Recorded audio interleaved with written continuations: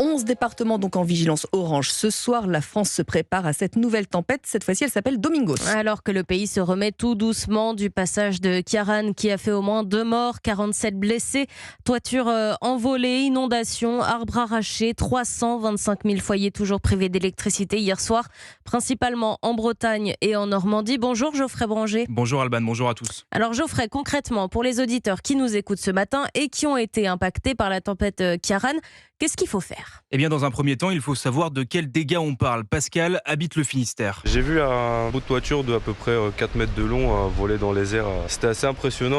Il s'agissait de celle de son voisin. Dans ce cas de figure, par exemple, votre contrat d'assurance habitation contient obligatoirement une garantie tempête qui couvre tous les dommages causés par le vent ou par une forte pluie. Mais attention, il y a certaines spécificités selon les contrats.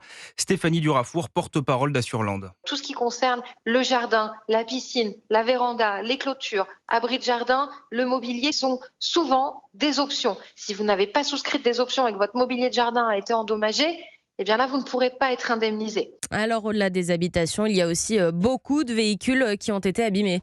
Oui, et pour être indemnisé, cela dépend de votre type de contrat. Si vous êtes assuré tout risque, pas de problème. Après vous être acquitté de la franchise, tous les frais seront à la charge de l'assureur.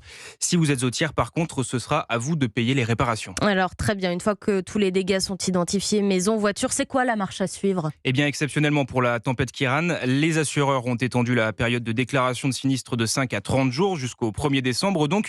Mais ce n'est pas une raison pour prendre votre temps. Il faut vraiment essayer d'être rapide dans la déclaration de son sinistre, mais surtout d'être exhaustif et de bien prendre en photo tout ce qui a été endommagé, de faire une liste de tous les biens qui ont été endommagés, d'essayer de réunir le maximum de factures. Une fois le dossier envoyé, tout se joue du côté des assureurs. Selon l'ampleur des dégâts, ils vous proposeront un montant d'indemnisation.